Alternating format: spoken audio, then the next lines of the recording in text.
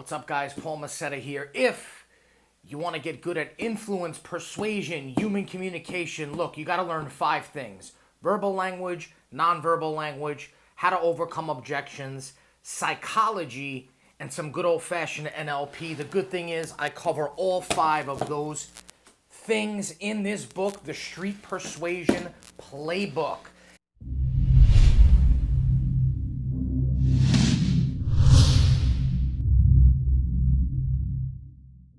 And today, what I want to talk to you about is something you can find on page 51.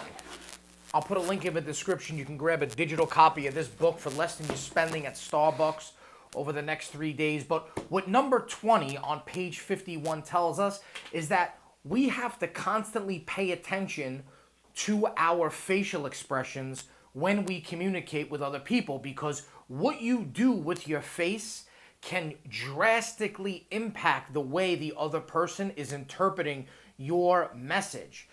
Facial expressions have the same weight and impact as hand gestures, arm movements, and handshakes. In fact, when a person speaks, the receiver of the message looks at the face for clues to figure out whether or not the speaker is telling the truth or lying. So this tells us that the human brain is capable of processing visual cues more efficiently and quickly than verbal cues. And that's why it's super important to pay attention to the things that you do with your face when you talk to other people. So the very first thing that I tell people, especially my private coaching clients, is never, under any circumstances, cover your mouth when you speak to somebody else.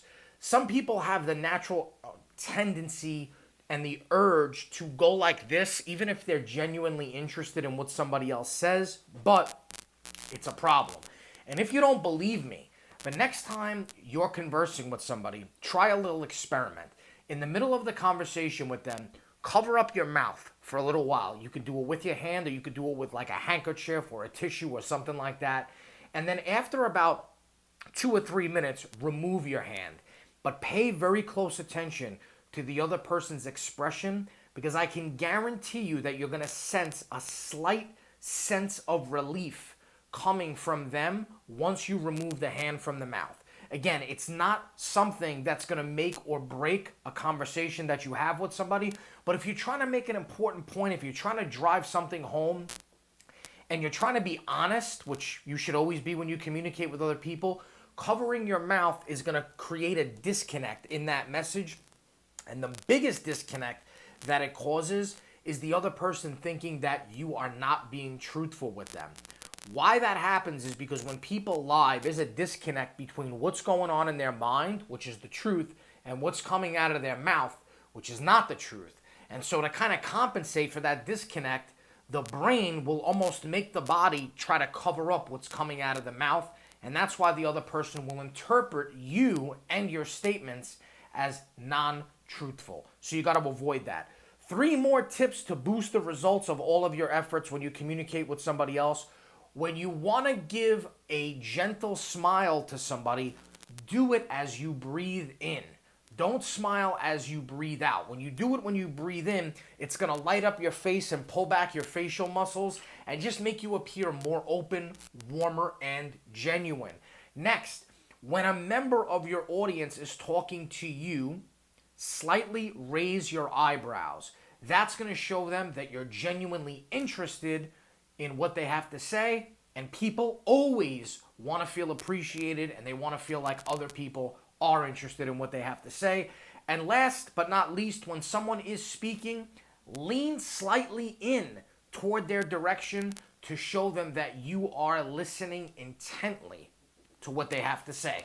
You know, I watched a recent podcast with Joe Rogan and Edward Norton, the actor, and Edward Norton was talking about Howard Stern, and how when he met Howard Stern was one of the most intelligent people that he ever communicated with, but also gave him a real sense of genuineness. Like when he communicated with him, he said Howard seemed like he was genuinely interested in what other people had to say and what he had to say. And he said, that's not something you come across in Hollywood very often. And Joe pointed out that you don't come across that in general very often, right?